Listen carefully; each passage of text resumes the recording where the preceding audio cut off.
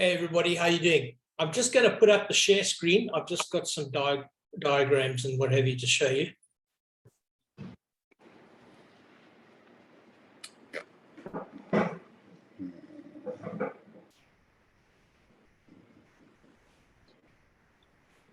Six.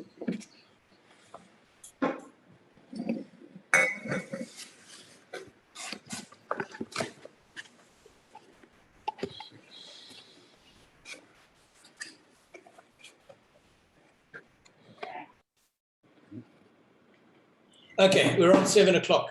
Welcome to everybody. Thank you for joining the second series of the Bordeaux 2019s.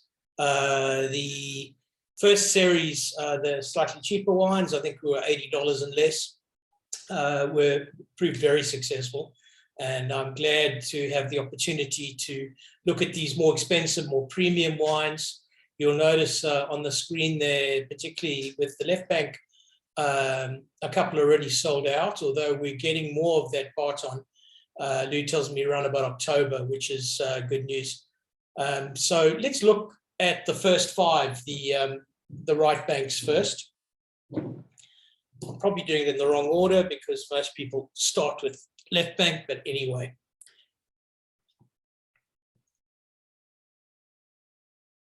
The L'Evangile is probably going to dominate given its price point, but there it is.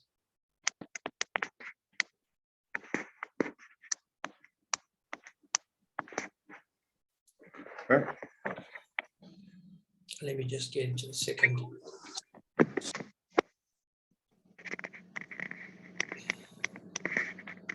So those are the five that we're looking at. What I've got on the bottom of the screen there, the people at La Croix Saint-Georges are very couldn't find the actual specifics of the blend anywhere. Looked for quite some time, but the rest are fairly detailed.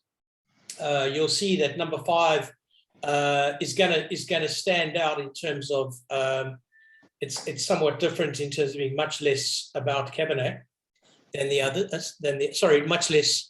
Firstly, not Merlot, much less about Merlot and more about Cab Franc. Sorry. So you're going to get on the nose a very different style of the trot, and certainly on my phenolics, it's definitely got more of a sappy, tannic kind of. It's giving me more of that on the nose. I'm sharing short pours with Lou, so my phenolics opinions might be a little off whack because I've got a very tiny amount of each wine.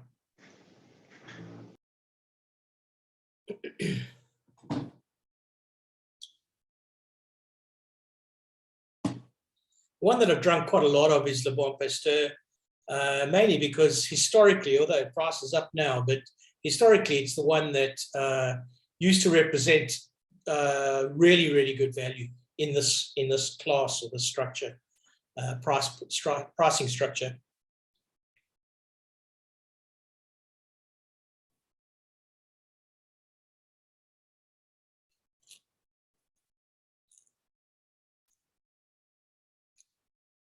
A little bit acerbic, that Evangile to my palate now, but we'll see what happens during the tasting. There's a brightness on the nose of the La Croix Saint-Georges.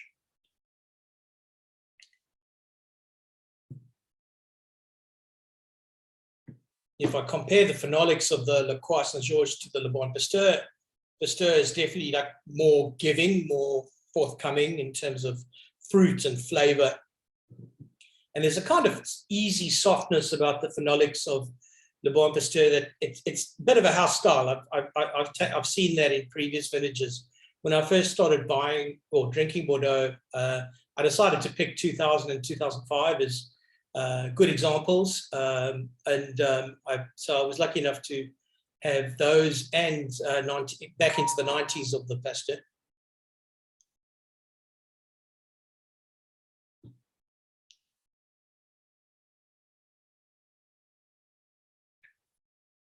Yeah, the softness parlays onto the palate as well with Pasteur.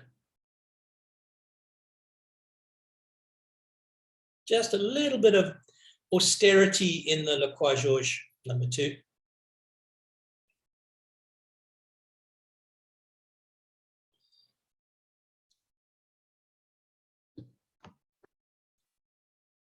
And that austerity, it's almost like for me, it's almost metallic. It's so austere on the palate as well. But the acids are good. I'd suggest that wine over time is going to evolve enormously well. But of these 3, it's the least lovable for me at the moment.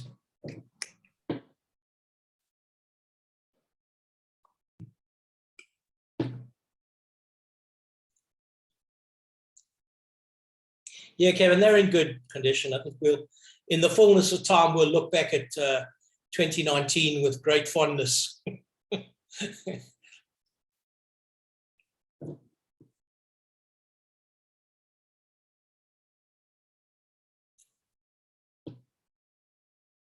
I must say, of the 19 Bergs that I've tasted, and maybe it's just stupid to even compare, right? But for me, there's more precision in the 19 Bordeaux. There's this sense of linearity and form that seems to come out really in a dominant way.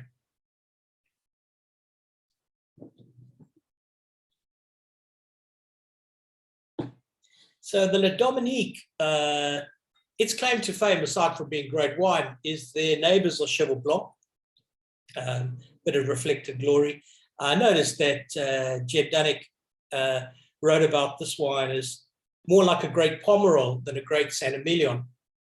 And I think what he's alluding to is it's showing more of the plushness of Merlot than Merlot out of Pomerol than Merlot from Saint-Émilion. I think that if one holds up Pomerol and Saint-Émilion, Saint-Émilion is slightly flintier, more minerally, and Pomerol is more of a soft sort of plush kind of overall impression that one gets from the region. It's also very close to the border, so just a matter of a small, very, very close.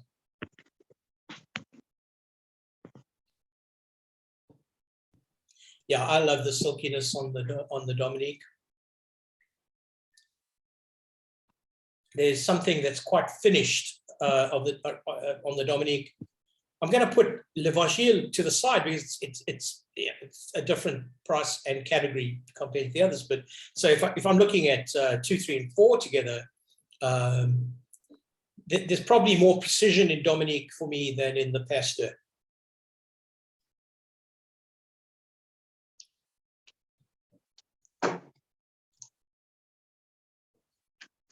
It's really delicious.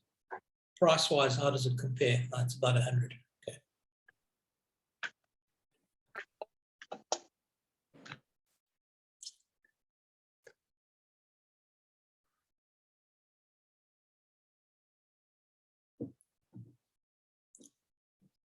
Kevin, why is it, do you feel that Saint-Émilion's kind of gone astray relative to the rest of the right bank?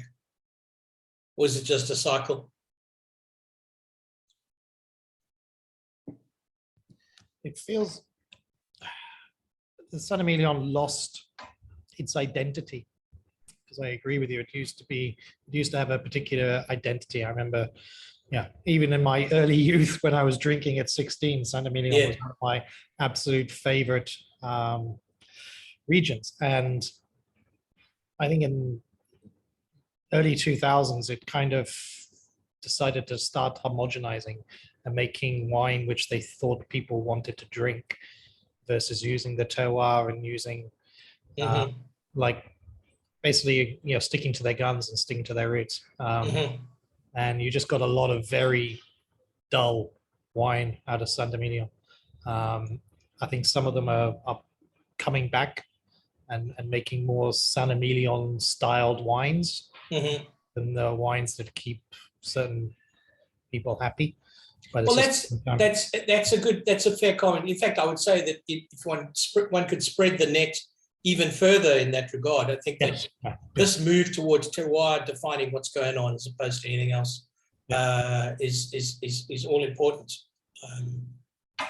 What the winemaker wants is actually secondary, and that's it's paying off for those who've gone there, right? Exactly. Also, I want to say I'm very impressed that you started drinking at 16.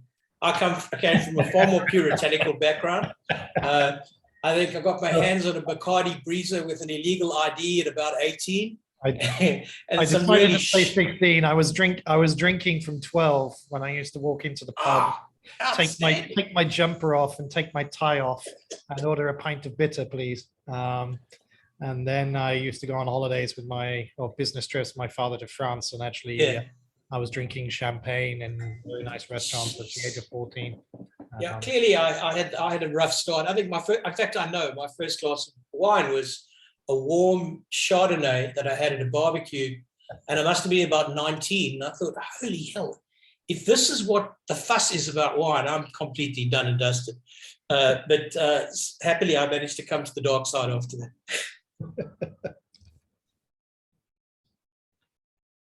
Yeah, I think for me, that Dominique is just delicious.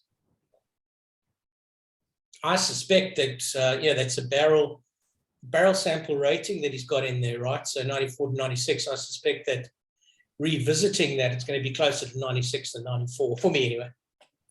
It feels like it has some legs as well. So. Yeah, there's just so much going on. And the precision of it is the thing that excites me the most. For me, the Bon Pasteur is doing what I kind of think Pasteur normally does. The soft, generous, unctuous, immaculately made wine. But there's a kind of excitement for me in the Dominique. I just love where it's it's got its head down and it's heading well.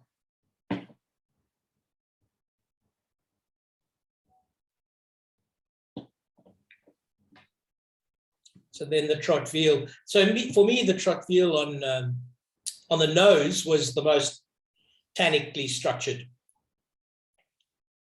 I wonder if Colin's on this call, because he's quite good with recognizing sappy tannins. No, he's not. Okay. So I don't think it's a sappiness. I think it's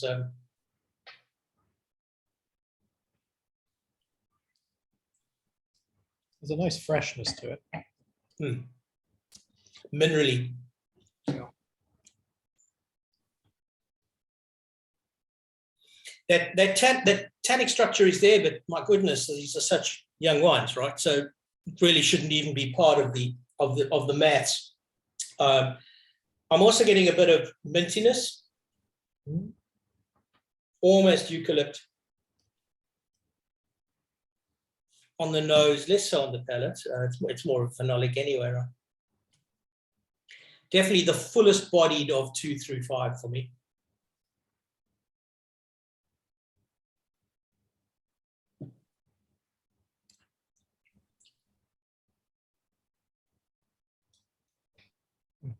But you go back to one and it really still stands out. So. Yeah.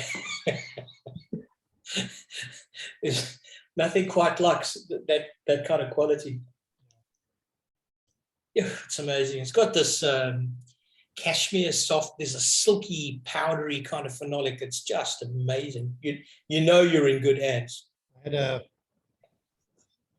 was in Italy, and the very nice wine place. I'll give you the tip one day. But we were drinking Salvioni. I don't know if you know Brunello de Montalcino. No. Very, very nice Brunello de Montalcino. It's Salvioni. I can very much recommend. And the description. Oh, hang on. Yes. No, I can see the label. Yeah, it's very classy label. Yeah. Very sophisticated wine. Like a Beyond Santi style, but more not quite the price bracket. And not the price bracket.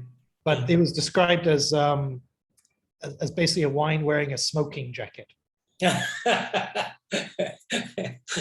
That's a great description. Yeah, it feels a little bit like that for this one as well. It feels like it's wearing a nice smoking jacket. It's polished. I always see these kind of ones that are just effortlessly good as wines that don't require any hard work when one does a tasting like this. You just know, trying to find what they're about and where they're going. You can just lie back and enjoy the ride.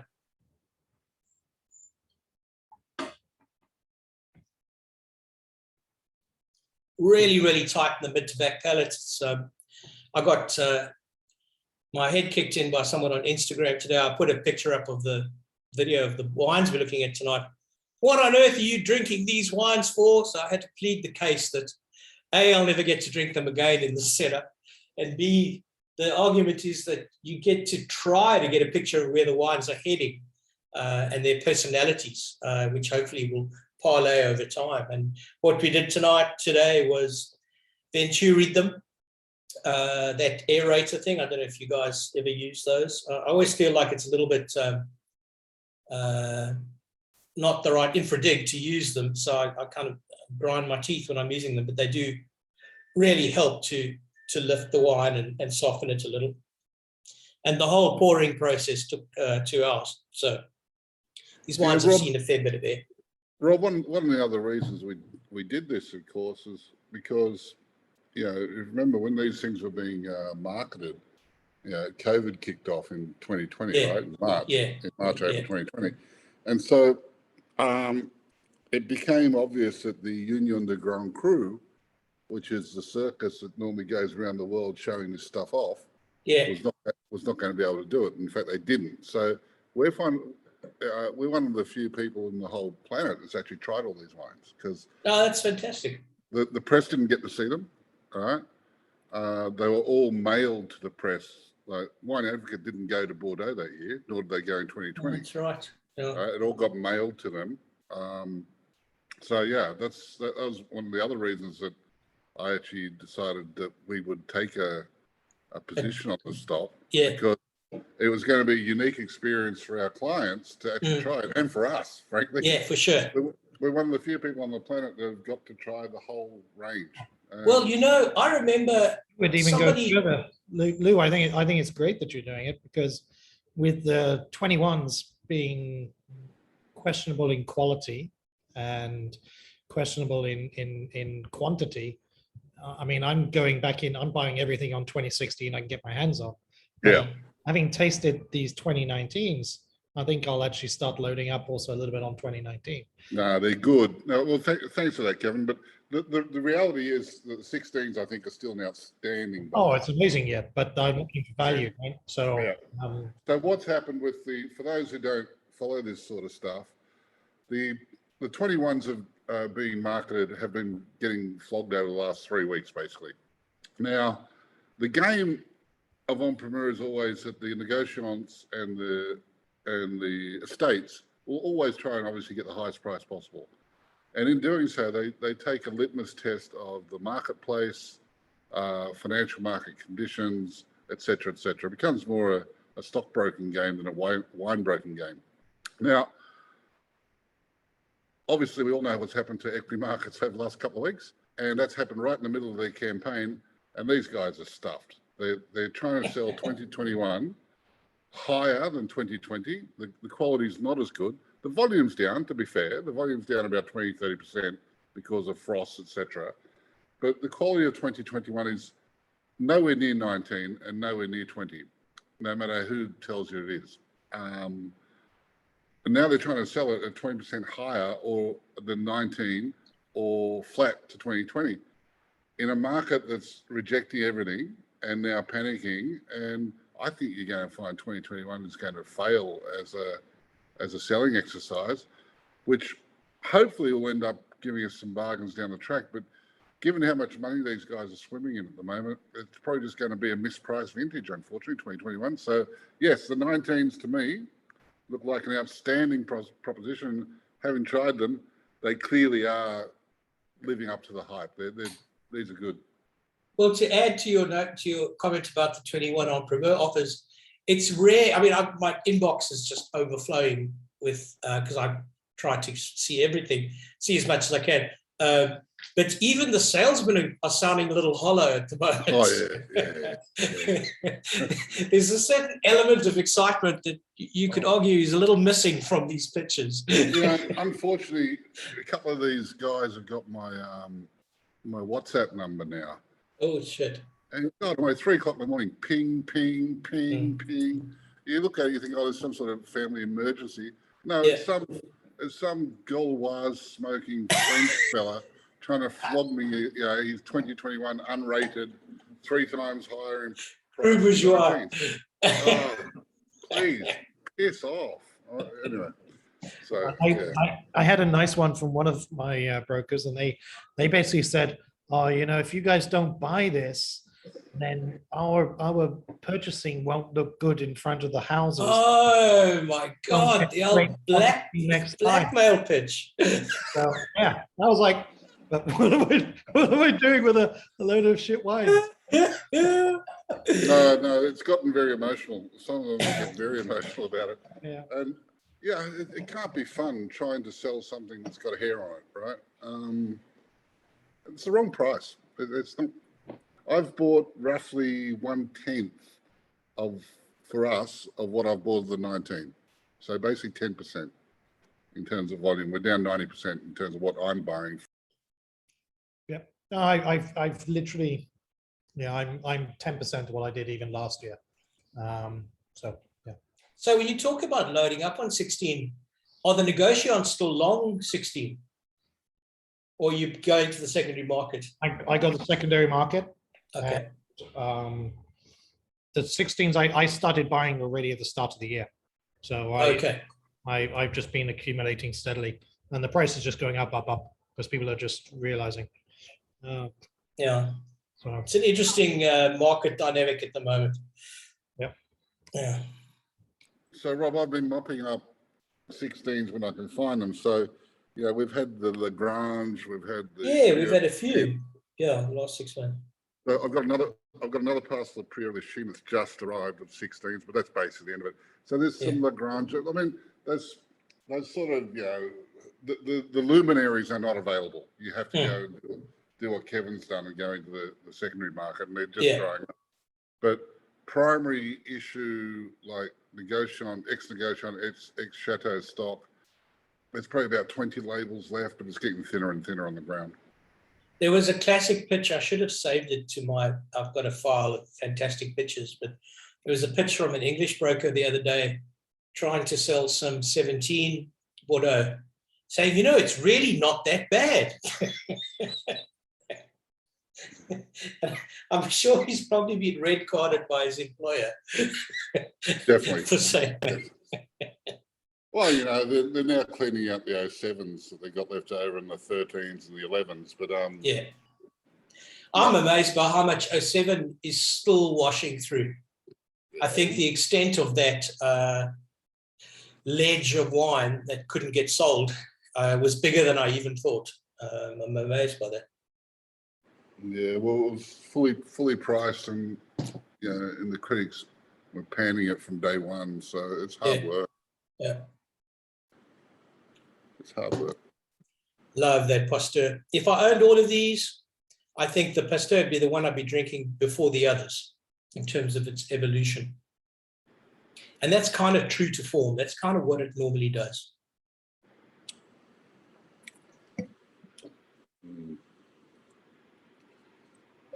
The Evangile is on a different plane.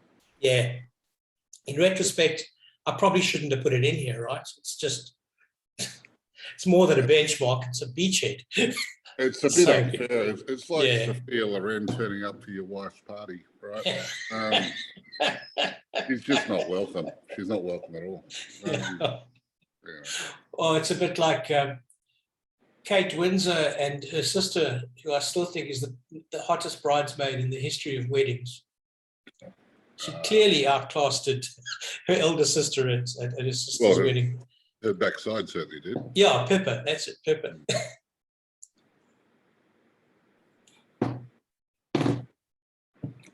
Hold on, there's a couple of questions here. I haven't been watching. Oh, okay. Is there anything? My overseas trains are loading up on both 16 and 19, avoiding 18, 20, and 21. Is there anything wrong with 20? Well, I don't think so. There's nothing wrong with 20, but we will know very soon when they start arriving. Yeah. Certainly the critics are all over it. They're very excited by it. But I'm not hearing anything negative about 20 at all for those who are in the market. But we'll see. This time next year we'll have. This time in March we'll have a whole bunch to try because I've bought about 60 different chateaux. So. Oh, that's great. I know in Burgundy, they're saying 20 is good. And these are sort of fairly dyed-in-the-wool collectors. Kevin, the problem with 15 is the cost, right? Geez, it's so expensive now. I think the leap from en-primeur to market over these however many years has been significant, 2015, and deservedly so. I love it. I think I had a double mag of Manet, and it was just outstanding. Really, yeah. Outstanding, really, really good. Need more glasses. Saying goodbye to my Dominique.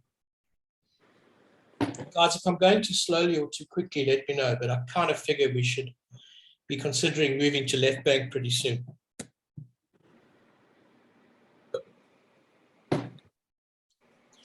Kevin, so you've got 12 glasses. I'm so jealous because I've got 9, so I'm not good at maths at the best of time, but something's gonna have to give.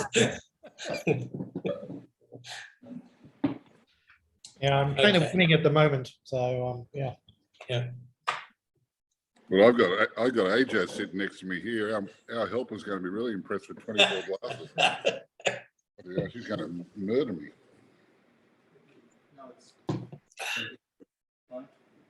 No, what do you got? I just feel sorry for the helper having to scrub off all the numbers I've got on the glasses, but yeah.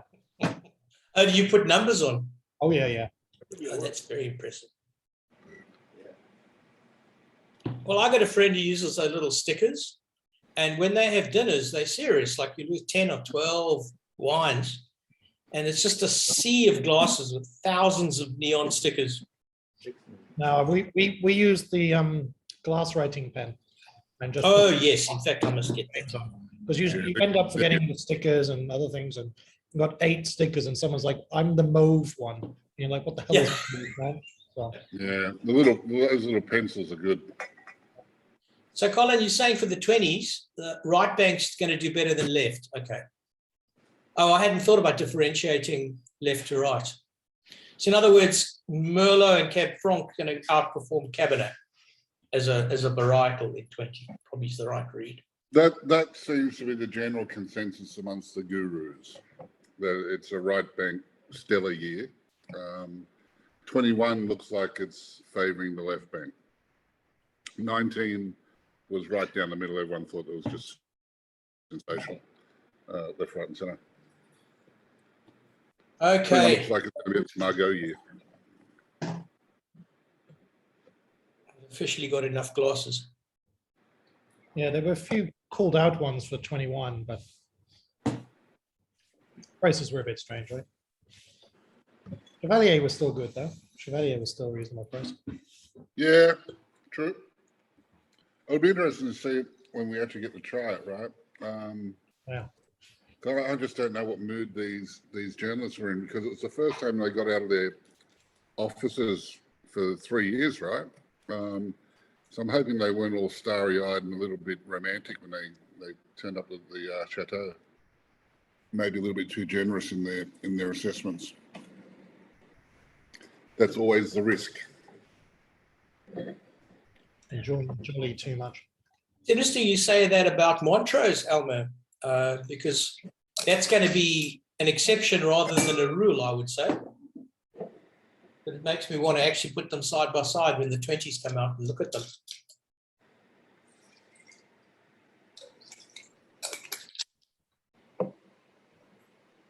Lou, you're probably going to have more purple teeth than normal because you and I are enjoying the dregs of the bottle. Oh, okay. I'll be able to chew on it.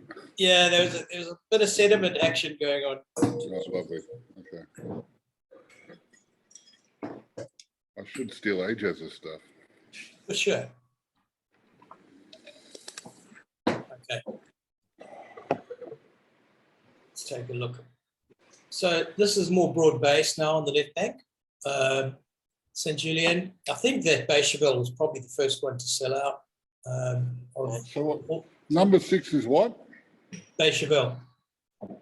6 is the Beychevelle, right? The good news, I'm interested to see how Langoa-Barton's performing because when we did the first level of these, the second wine of Langoa was phenomenally good. I'm not sure how many people are on the call who did that. So I'm kind of looking for that same intensity and again precision that we had from the second tier Langoa. No. You got that mixed up. You were talking about the Dissan. Oh, sorry, I've got it. You're right. You're looking at Blaison. You like the Blaison. Yeah, the Blaison, yeah.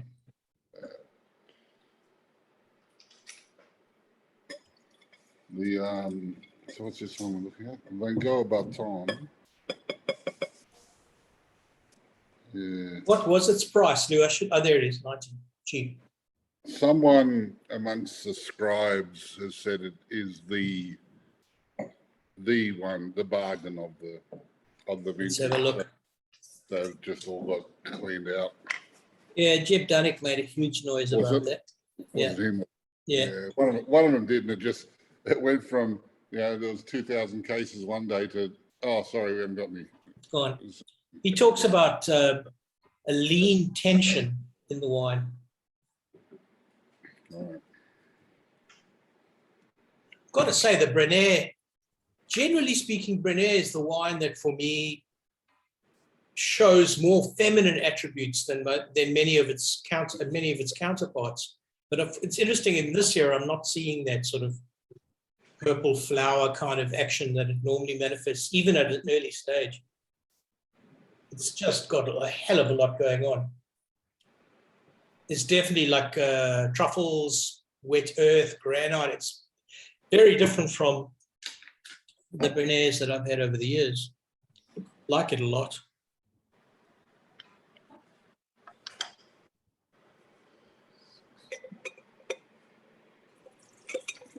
I can see what Dunnick's saying when he talks about oak influences in that Langoa. So whoever promoted it so harshly is probably talking about a wine that's going to endure and then some in terms of structure. And,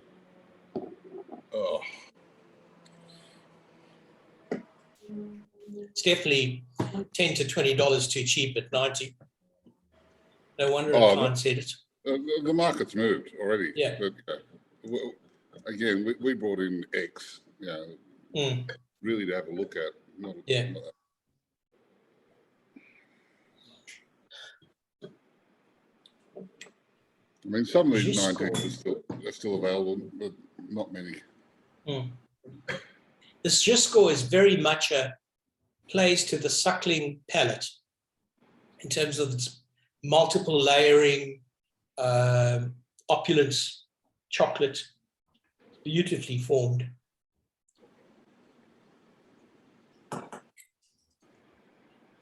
Really beautifully constructed wine.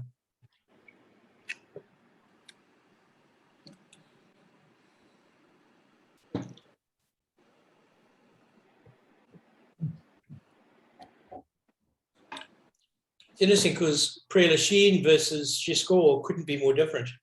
Same region, but it doesn't really mean much.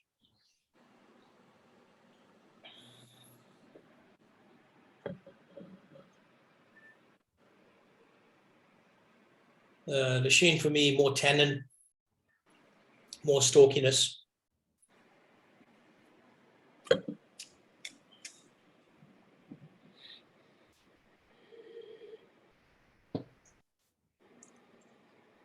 I think I'd lean into that Giscours before in preference to the Prieure-Lichine. Well, it's more generous, isn't it? I just love that multiple, the layering is just, to the end, it's fantastic. I've got to try this number 11. Haut Batailley normally is one of my favorites. Oh yeah, such a good wine.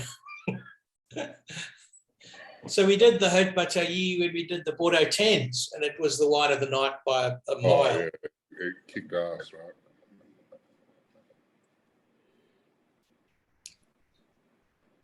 Pauillac, opulent, opulent, opulent. Yeah, it's bringing the game. Yeah. And in fact, Lou, if you put the Giscours next to the Batailley, I think I'd go Batailley. there's more of a structure. There's more of a maybe an architectural point of view to the wine than Giscours. Giscours is 9, yeah? Hold on. Yeah, 9. I mean, it's giving so much, but there's something very, very firmly defined about Batailley. It says to me that you wait for 5 or 10 years, and that's going to be glorious. Oh, okay. The Giscours is still, it's more generous. I'll give it that much. I think the Batailley's got more structure to it. The Giscours is definitely, or Giscours is, to me, it's warmer, it's more generous, it's more opulent. So it'll have more fans. I hear Zelda in the background. She's shouting at you. Of course. I think she just wants to be on Zoom. Yeah. Yeah. It's interesting that Batailley is playing in with the graphite, with the slate, all that stuff that just makes it so glorious. Violets. Yeah, to me, it's always been a go-to Pauillac. Yeah. Always for me. I always look at they're consistent and normally fairly priced. I don't know, maybe because a lot of nations can't pronounce it. I don't know. Oh, we have the same problem in the warehouse. Haut versus Batailley. It's an enduring challenge. We've put the wines on the opposite sides of the warehouse.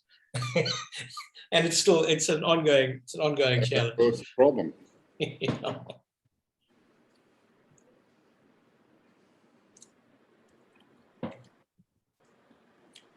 Oh, I like this Phelan Segur. It's that bloody Cab Franc, although it's a little bit, I think it's lending something to. Just look at the pricing. Value.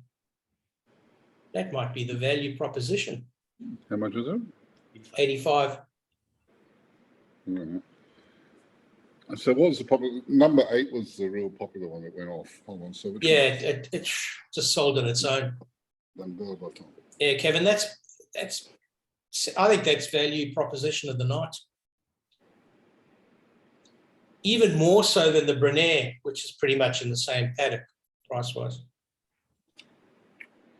Gee, they're good wines, though. They're going to have no problem aging these things. Yeah, Derek, we started with the right. I know traditionally one starts with the left, but, I'm contrary on, Lou will confirm I'm contrary on everything. Who's surprised? I mean, seriously?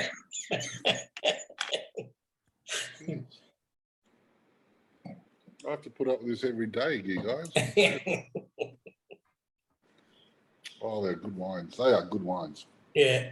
Happy with this. Yeah, I think, Kevin, I agree with you. I think the Lichine is the thorn between the two roses, whatever. I think it suffered by comparison with the two on either side. But of the 3, Batailley is the winner for me. 9, 10, and 11. Lichine's number 10, yeah? Yeah.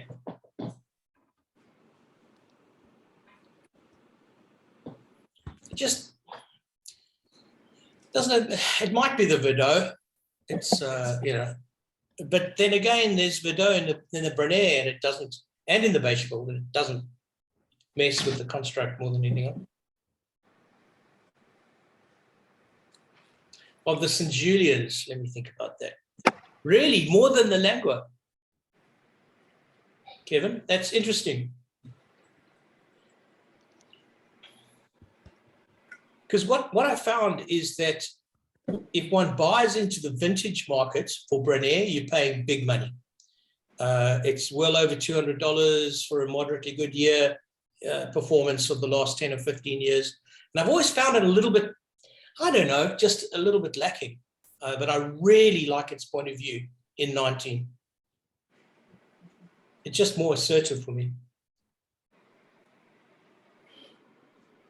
There's a slight vanilla, there's a slight creamy softness on the phenolics. It gives it a certain sex appeal, I think.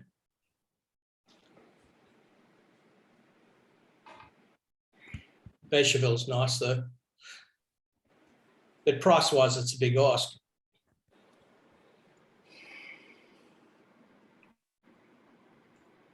Oh, sorry, Kevin, it's all the same. I'm wearing cheap pharmaceutical size number 2 glasses.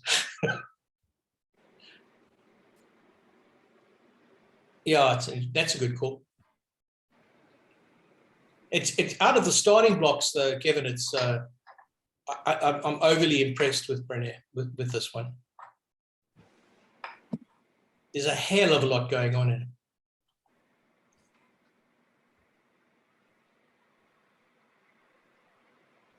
So that's number 7. Number 7 is Brainaire Ducru. I agree, 7 versus 8. But the reason why that Langoa has sold out is it's such a powerful brand, right? Probably more powerful without our database than the Brainaire is. But in a dead heat comparison, I'd go for the Brainaire.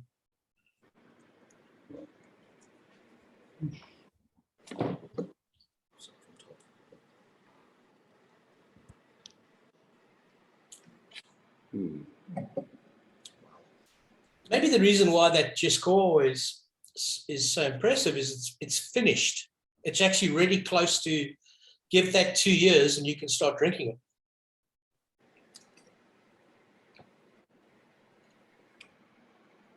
it. No. Do you think you made the call that you think that the Brainaire Ducru might not evolve more? Are you saying that because you're not seeing enough acid in it, Kevin? Yeah, I don't feel the acid. I don't feel the tightness on any tannins. It doesn't feel like it's gonna get much better. Okay. Where Because historically, it's kind of trademark is this unctuous, soft roundness. This is also not a trademark version of it. It just Correct. I'm not sure. Correct. It just feels, I don't know, maybe doesn't feel like it's going to evolve into something where I go, wow. Yeah. Whereas I think with the Langoa, I have a feeling, well, you know it's going to get better. Yeah. No question. The DNA There's no is questions, right? It's just going to get better. So maybe the fact that the Brainaire is a kind of out of the box vintage for them, it may not prove in the fullness of time to be remarkable. Is that what you probably saying? It feels like if you leave it over 10 years, 10 years, I'd be definitely tasting it and going, is it, Is it worth it? have I missed the peak already? Yeah. Maybe being harsh. I'm never the biggest fan of Brainaire, so. Me too. It's I keep going back to it because it's so popular. But for me, I found it just a little waspish, just not really finding its groove. And particularly because in the secondary market, it appreciates so dramatically quickly, right across the board the last 10 or 15 years. The price on that wine just goes up incredibly fast. I'm just wondering if that's not a function of production volume rather than quality. I'm not sure. Yeah, I have some purely for speculation rather than for intending to drink. Right. So it's, yeah. Yeah, Lou, that Phelan is nice. I can see why it tickled Suckling's palate. Beautiful ripeness about it. Yeah. They're very consistent. I just find them all very consistent. And clearly ripeness wasn't an issue. So. Yeah, Amber, I think that Phelan's at that price point, it's a winner. In an ordinary year, I'd probably focus on that as a newsletter pitch because just looking at the ratings versus the value, it's going to win just on that, right? But when you taste it, I can see why it gets the points it does. Hao Sheng, yes, you're right about that. I'm now a card-carrying student of these air rating things. I think I've always been a little afraid of them. I think my philosophy has been I didn't want to show a wine that's not red, work a wine too much for a tasting, but it actually does show the wine in a better state. So In terms of commercial release reds, I'm going to use it ongoing. Mark, have you got a defense on Brainaire? Let me see.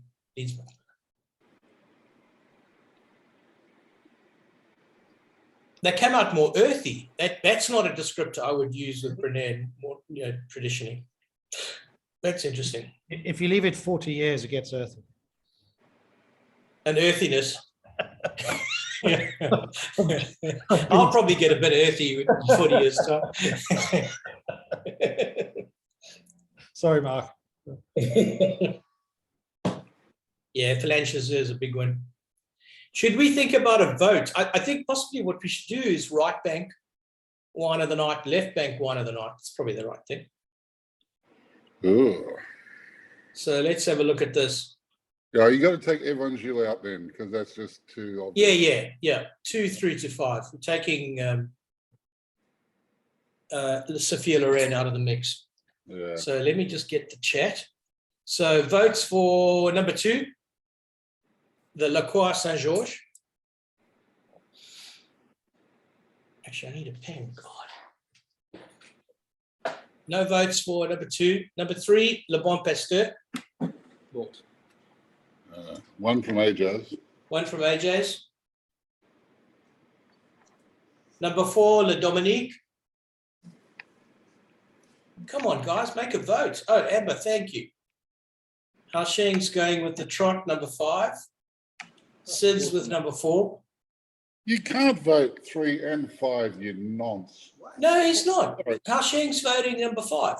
No, AJ's here. No. But yeah, can you please pull him up? There are terms and conditions. I know, right? He's saying he's Singaporean, so he has to vote. But you can't vote twice, even in Singapore. Well, apparently it doesn't bother AJ's one bit. One bit, all right. All right, any more votes? Because it looks like number 4 is going to take it if no one else is committing. I'm going to go for number 5. Number 5? I don't know what you're seeing in 5. I'm seeing a difference. 4. No, Amber, you can't put Lavagile in. Oh, yeah, for sure. Yeah, but we can't do that. Number 8. Now, Colin, we're going to do votes for the second series now in a sec. So it looks like the Dominique. Looks like Dominique's. I'm going to vote for as well. So 1, 2, 3, 4, 5. Yeah, Dominique takes it. So let's have a look at left bank now. So votes for number 6. Remind me, what are they? Beychevelle. Yeah. Number 7 is Brainaire Ducru. Number 8 is Langoa-Barton. Mark's voting 9, Giscours. Number 10, Prieure-Lichine. And number 11, Haut Batailley. And then number 12, Phelan. I'm going to go 12. I'm going to 11. 12. I'm going to take money out of the equation. I'm just going to say I just friggin' love it. Well, okay, in which case 11. Yeah. Barton versus Segur. Amber, I think if I was up against a brick wall, Barton, I'd say, because I think with, like Kevin says, there's quite a lot of promise in that. So I'm going to go. Kevin's going 8. Potential 8, yeah. Value for money 12. Yeah, value for money 12 every day of the week. Most enjoyable for me 11.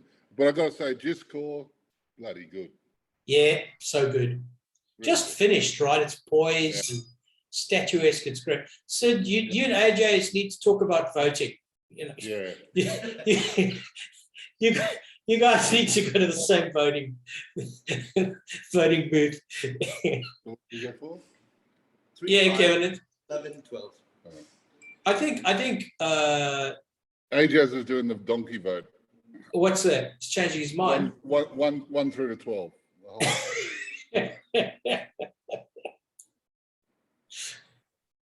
Yeah, there's a finish about 9. That's great. That's a good call. So, Ambo, you're saying that as a style, Margaux presents really, really well and then goes into a dip and then you have to wait a little. Has that been your experience? Wine of the night, yeah, easily that's the Levanchier. So it looks like it's a tie. I'm discounting AJ's and Sid because they got to pick a damn horse. Thanks, man.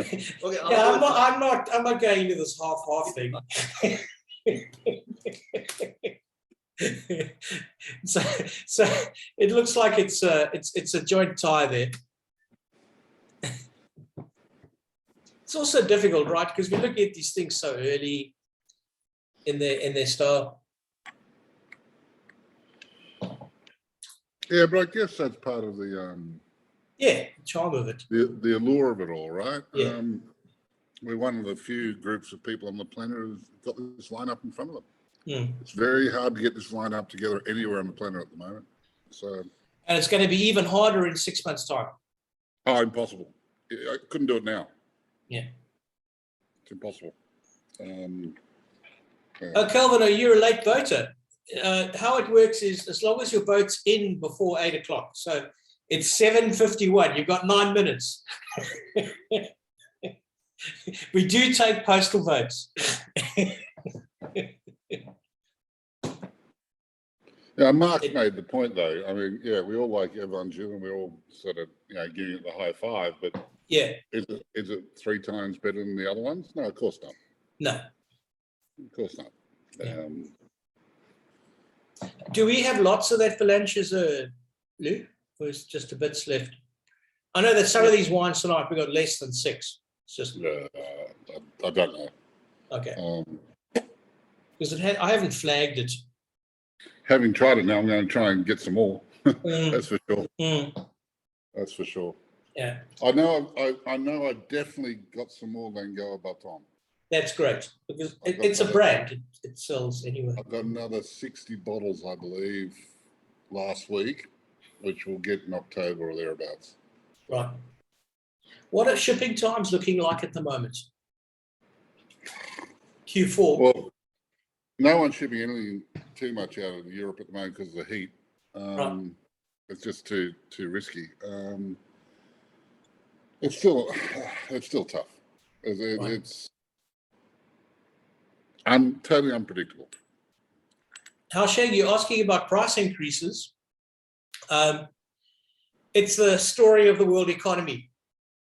I was looking for a one-way ticket out of London to Singapore at the end of August on Singapore Airlines, and they quoted me $7,200 economy. So I'm flying Gulf Air for 36 hours with 15 stops, including Uzbekistan for slightly less. But shipping at the moment, crazy, really crazy. 3 votes for number 11. Are there 3 of you there, though? See, it's so hard to regulate voting. That's ramping. That's definitely. Yeah, ramping. yeah. We should have a commission. Yeah, that happened. Definitely a commission of inquiry.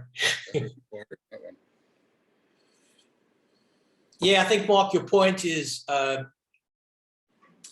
more structure on the left bank than the right. I think that's a good call. We're seeing architecturally the structure of the wine is there. Oh, okay, Hashik. Yeah, just transport. It's crazy at the moment.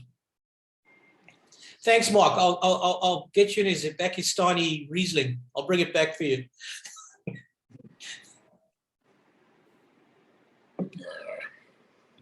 So bottom line, left bank showing more structure and form right now than right bank. Right bank more expensive. Wine of the night looks like it's Kelvin still hasn't given me his vote, so we're going to have to call it without him. It's going to be number 9, the Giscours, followed very closely by Haut Batailley. Oh, I want to recount. You are. No. No, you got your thumb on the scale.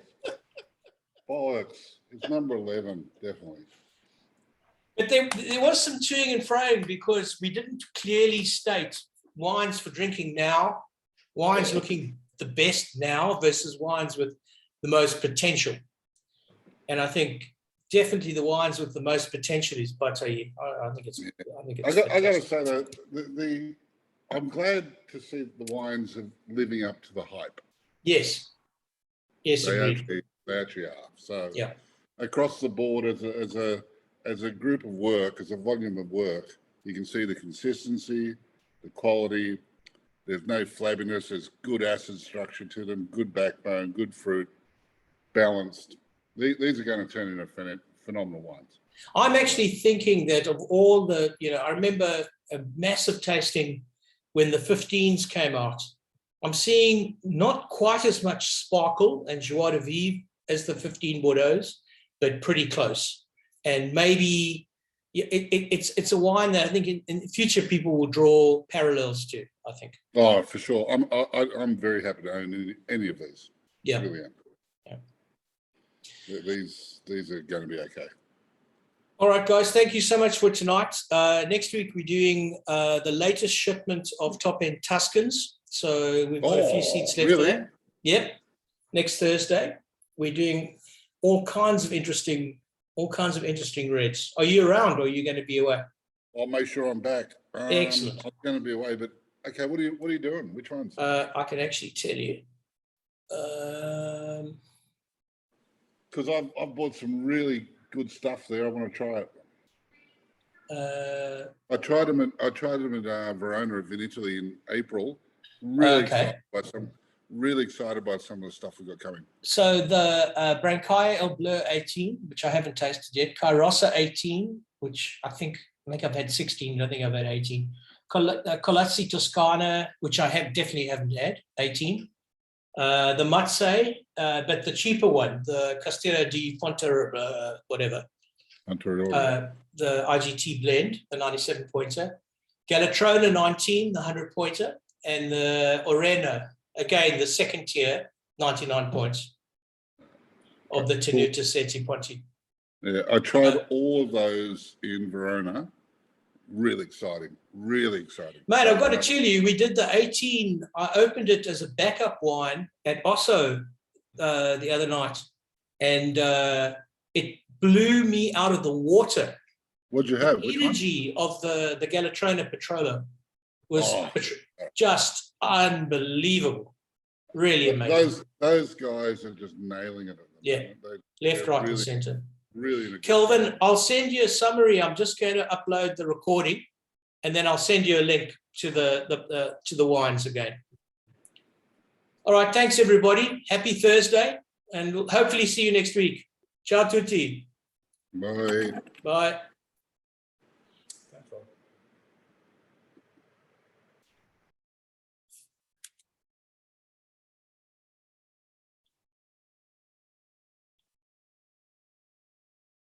What am I doing?